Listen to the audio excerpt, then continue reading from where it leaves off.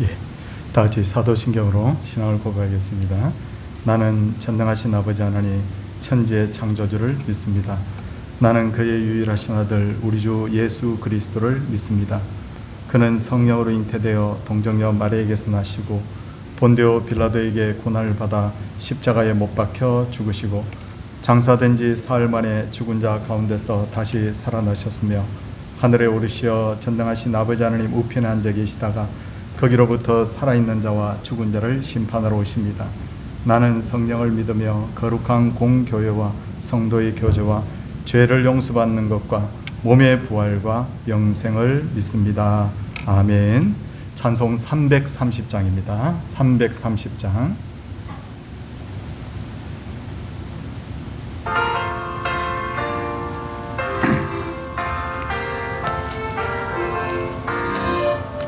어두운 밤 시대리니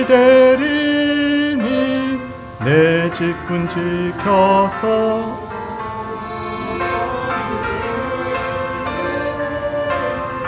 일찍 일어나 해 돋는 아침부터 힘써서 일하라. 일할 수 없는 밤이 속히 오리라. 어두운 밤 시대리니 내 직분 지켜서 일하면서 놀지 말아라. 낮에는 수고하나 쉴 때도 오겠네. 일할 수 없는 밤이 속히 오리라.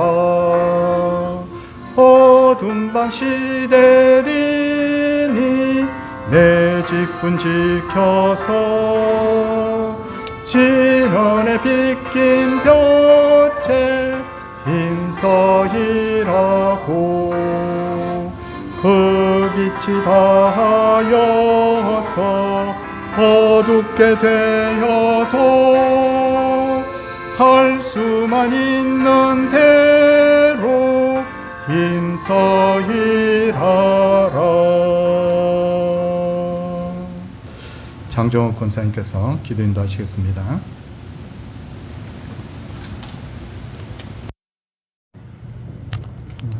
잠시만.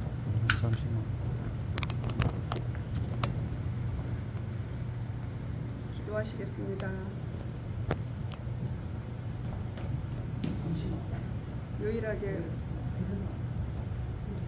우리의 보호자 되시는 하나님께 감사와 영광을 올려드립니다. 더운 날씨지만 주님 앞에 올 수 있는 형편되게 하시고 올 수 있는 믿음 주시니 감사합니다. 하나님 아버지, 교회에 빈자리가 너무 많아 죄송합니다. 일찍부터 우리 속에 배어있는 습관들로 인하여 하나님 나라와 의를 구하는 일에 참 인색하며 게을렀음을 이 시간도 회개합니다. 예수 그리스도를 얻는 것이 우리의 힘도 아니고 능력도 아니며 온전히 하나님의 은혜였습니다. 택해 주시고 믿어지게 해주시고 구원하여 주심을 온마음 다해 감사드립니다. 저희들의 삶의 목표를, 소망을 진실로 하나님께 맡기며 주님의 뜻을 이루어드리는 큰 믿음을 주시옵소서. 어린 영혼부터 청년들까지 그 속에 주님이 계셔서 가르치시고 인도하시옵소서. 혹여 주님 눈에서 멀어지지 않는 인생들이 다 되기를 간절히 기도합니다. 예수 그리스도가 저희와 자녀들에게 가장 큰 재산이 되기를 원하옵나이다. 하나님 아버지, 몸이 아파 고생하는 환우들을 도와주십시오. 하나님의 손길이 위로가 되게 하시고 하나님의 은혜로 회복되게 하시옵소서. 전능하신 하나님을 뜨겁게 경험하는 은혜를 주시옵소서. 세상이 줄 수 없는 주님만이 줄 수 있는 참 기쁨을 누리게 하여 주시옵소서. 이 시간 주님을 독대하는 저희 한 사람 한 사람 마음 깊은 곳에 있는 불안과 두려움과 염려를 모두 내어놓게 하시고 오직 주님 한 분만을 신뢰하며 믿고 바라보게 하여 주시옵소서. 말씀 주실 목사님을 능력으로 인도하시고 은혜 충만한 예배가 되기를 간절히 원하오며 예수님의 이름으로 기도하옵나이다. 아멘. 오늘 주신 말씀은 레위기 25장 1절에서 7절 말씀입니다. 레위기에서 25장 1절에서 7절 말씀, 네, 다 찾으시기 바랍니다.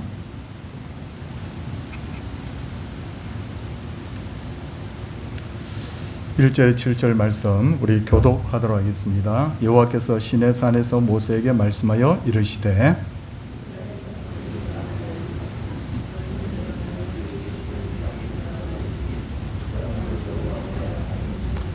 너는 6년 동안 그 밭에 파종하며 6년 동안 그 포도원을 가꾸어 그 소출을 거둘 것이나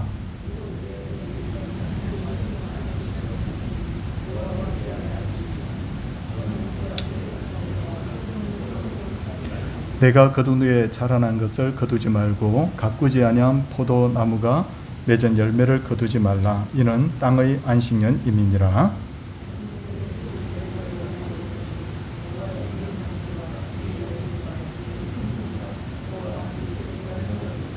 함께 하시겠습니다.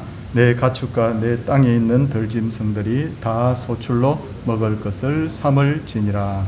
아멘. 태초에 하나님께서는 아담과 하와를 창조하셨는데 아담과 하와를 창조하신 날이 6째 날이고 그리고 이어서 바로 7째 날 안식하게 하셨습니다.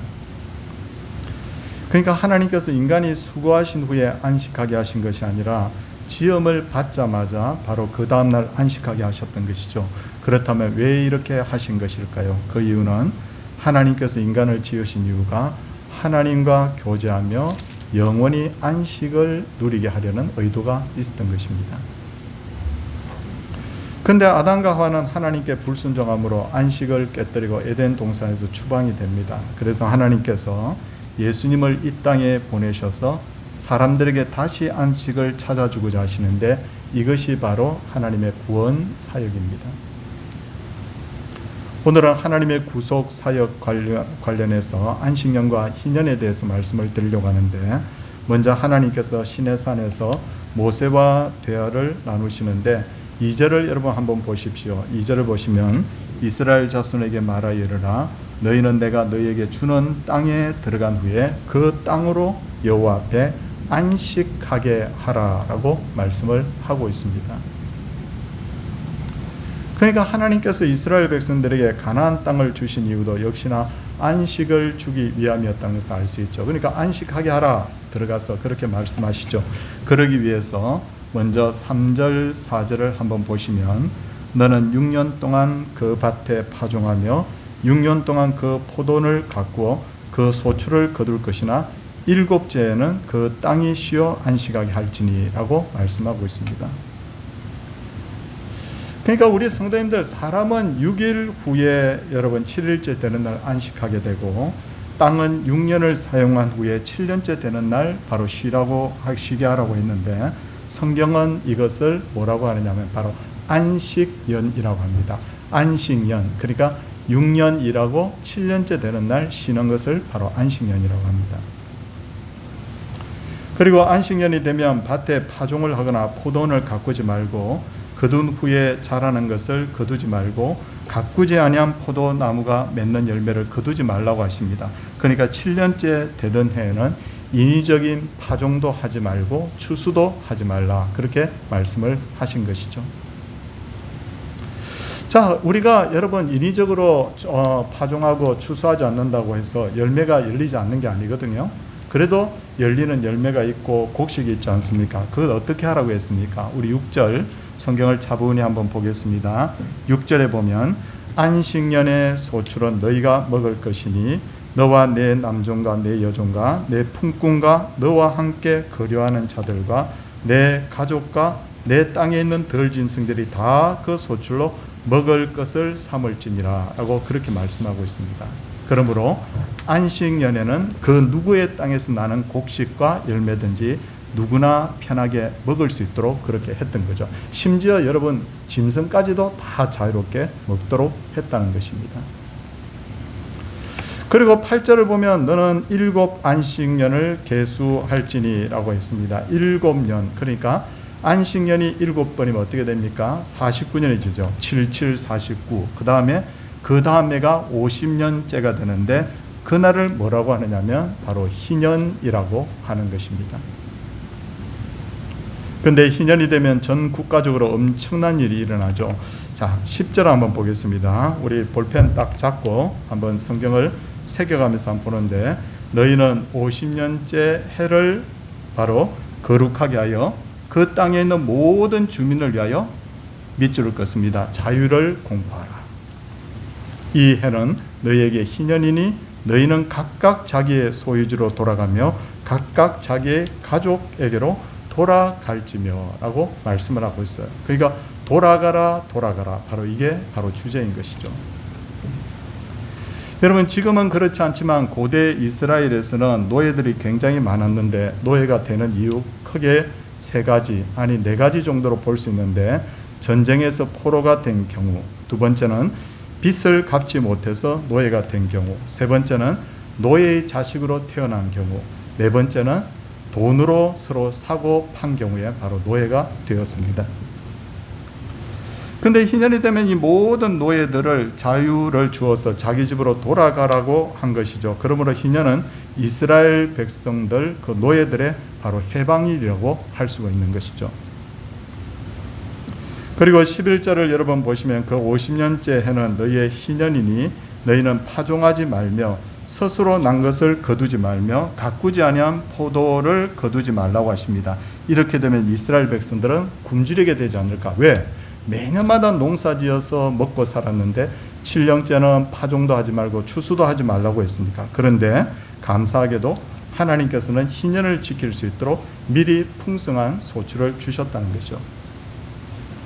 자, 지금 안식년과 희년에 대해서 계속해서 보고 있는데 그리고 12절 여러분 보시면 이 희년에는 너희가 각기의 소유지로 돌아갈지라 라고 하십니다. 그러니까 희년이 되면 그동안 땅을 거래하던 것들을 주인에게 돌려줘야 된다는 거죠.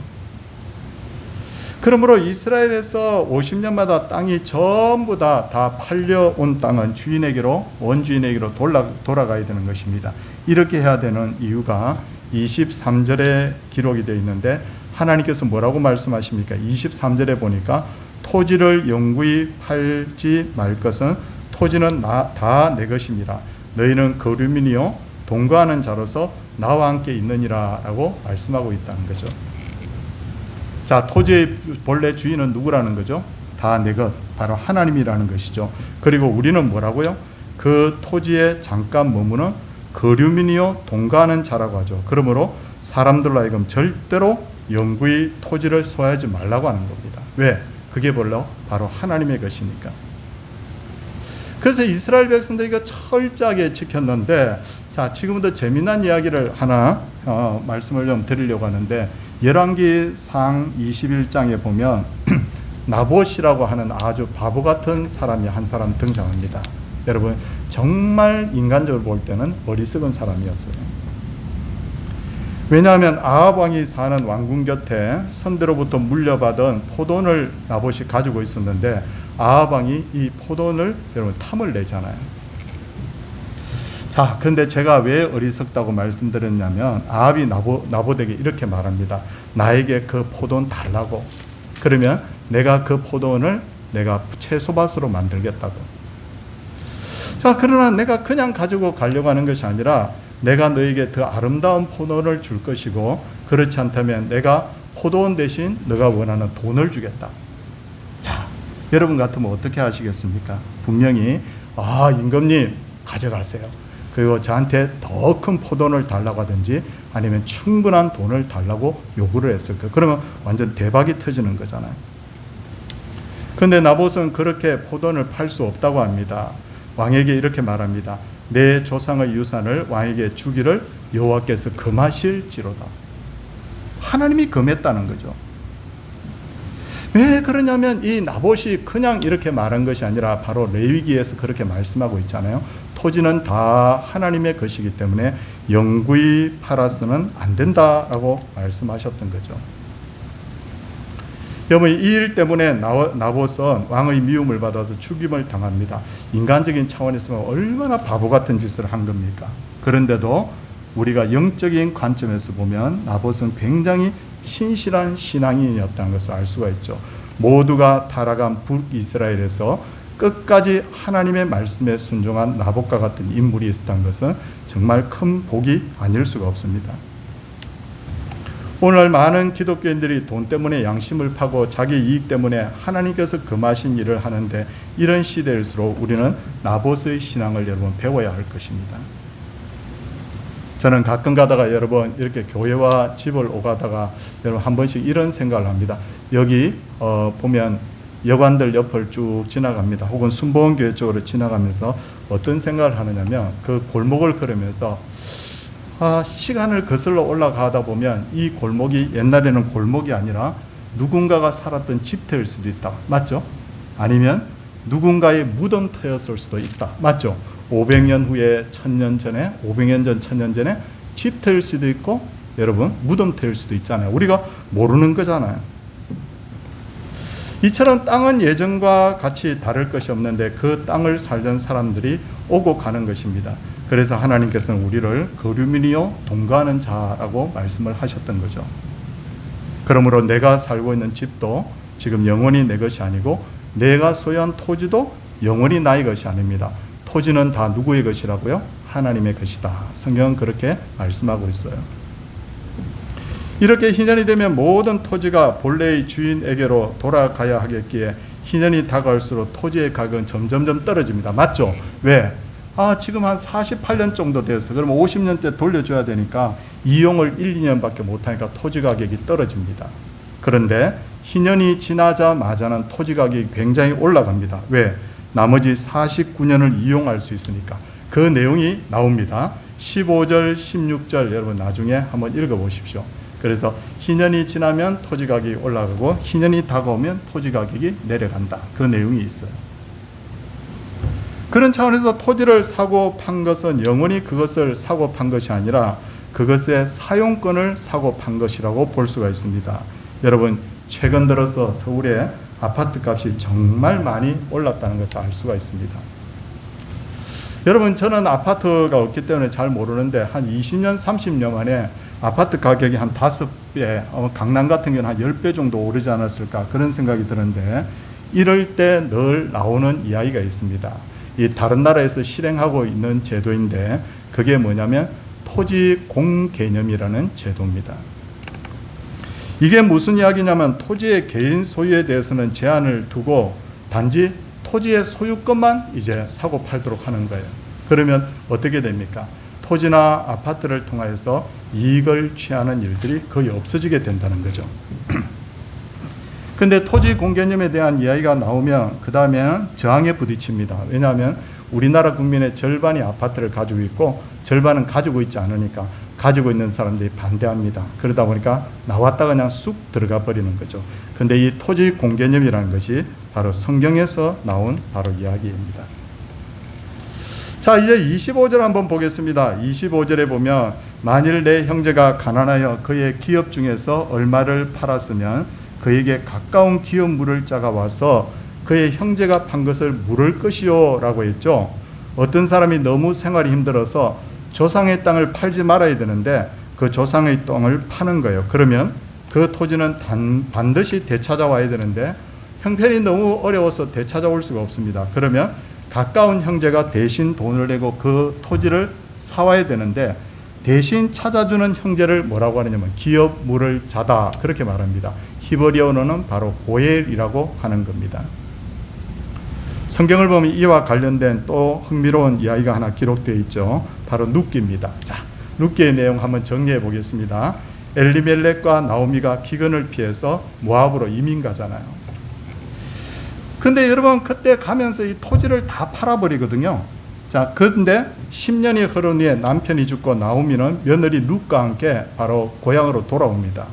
그때 엘리멜렉의 먼 친척되는 보아스라는 인물이 나타나서 나오미가 팔아버린 토지를 대신 물어주고 나오미의 가정을 돌보게 된다는 거예요. 그게 그때 뭐냐면 기업 물을 자라는 단어가 여러분 자주 등장하게 됩니다. 왜 보아스가 이런 일을 했을까요? 나오미가 너무 불쌍하니까, 룻이 너무 불쌍하니까 그렇습니까? 그건 여러분 성경을 제대로 이해하는 차원이 아니고요. 사실은 그보다 더 깊은 의미가 있는데 성경에 기록된 대로 하나님의 말씀대로 기업 물을 자로서 역할을 한 것입니다. 그래서 이 보아스가 엄청난 복을 받습니다. 사랑하는 여인 룻과 결혼하게 되고 다윗 왕의 직계 조상이 되고 예수님의 족보에 여러분 이름이 올라가게 됩니다. 근데 예외가 있어요. 그러면 다 희년이 되면 돌려줘야 되느냐? 그건 아니고요. 30절 여러분 말씀 한번 보세요. 30절 말씀. 성경을 이렇게 배우면 굉장히 재미가 있는데, 성 안의 가옥 밑줄 긋고요. 성 안의 가옥은 산자의 소유로 확정되어 대대로 영구히 그에게 속하고 희년이라도 돌려보내지 아니할 것이니라, 그렇게 말하고 있고요. 31절에 보면 그러나 성벽이 둘리지 아니한 촌락의 가옥, 촌락의 가옥은 나라의 전토와 같이 물려주기도 할 것이요 바로 희년에 돌려보내기도 할 것이니라, 그렇게 말하고 있습니다. 성도님들, 성안의 가옥이라는 것은 뭐냐면 부잣집 가옥을 말하거든요. 부잣집은 얼마든지 판 것을 되찾아올 능력이 있잖아요. 그런데도 그걸 되찾아오지 않았다는 것은 그 토지를 경홀히 여기고 여러분 그냥 되찾아올 그 어떤 의지가 없다는 걸 보여주는 거예요. 그래서 하나님께서는 그 부자의 가옥은 희년이 돼도 돌려주지 말라, 그렇게 한 거예요. 근데 성벽이 둘러지 아니한 촌락의 가옥은 어떤 가옥이냐면 가난한 사람들의 가옥인 거예요. 그 사람들은 팔고 싶어서 그 가옥을 판 것이 아니라는 거예요. 그렇기 때문에 77이 49, 바로 50년째 희년이 되는 때는 반드시 그 주인에게 돌려주라, 그렇게 말합니다. 여러분 희년 막 그러잖아요. 어떤 교회 가보면, 제가 처음 섬겼던 교회가 100년이 넘었고 그 다음 교회가 한 50년 이래 되니까 50년째 될 때 그때 우리 희년이라고 막 그러더라고요. 희년이 뭡니까? 그래서 교회가 세워진 지 50년 됐다, 그게 희년이다. 그래서 모든 것들을 다시 원점으로 돌린다. 여러분 그 성경에서 바로 희년이라는 그 말씀이 나온 겁니다. 그래서 요즘은 안식년이 희년이라니 하는 이야기가 바로 여기서 오늘 나온 겁니다. 자, 오늘은 여기까지 하겠는데 여러분 안식년과 희년에 대해서 설명을 돌아보니까 하나님의 지혜와 사랑이 얼마나 대단한지 모릅니다. 하나님이 성경 한 줄을 쫙 기록을 하실 때 그게 전부 다 의미 없이 기록된 말씀은 하나도 없다는 것을 알 수가 있죠. 자, 이제 우리는 이 하나님을 믿고 곧 영원한 안식에 들어가게 될 것인데, 자, 한번 보십시오. 제가 결론을 맺겠습니다. 어떻습니까, 성도님들? 우리는 죄를 지어서 하나님의 그 안식이 있는 에덴 동산을 잃어버렸잖아요. 맞죠? 근데 나중에 우리가 예수 그리스도를 믿는 백성들은 어떻게 되느냐면 그 잃어버린 그 안식의 그 에덴 동산을 다시 돌려받는 거예요. 자, 근데 그때 누가 기업 물입니까? 그 기업 물을 분은 바로 예수 그리스도. 예수 그리스도가 바로 고엘, 바로 기업 물을 뿐이다. 그렇게 여러분 성경은 바로 우리에게 보여주고 있는 거예요. 그러니까 안식년과 희년만 제대로 이해를 해도요, 와, 이 성경이 진짜 복음이구나. 여러분 이것을 여러분 깨닫게 됩니다. 말씀을 정리합니다. 구약도 복음이고 신약도 복음입니다. 여러분 이 말씀을 오늘 잘 마음에 새기시고 희년과 이 안식년의 이 정신을 따라서 우리가 하나님을 잘 섬기는 그런 귀한 성도들 다 되시기를 주님의 이름으로 축원을 드립니다. 우리 함께 찬송하도록 하겠습니다. 287장입니다.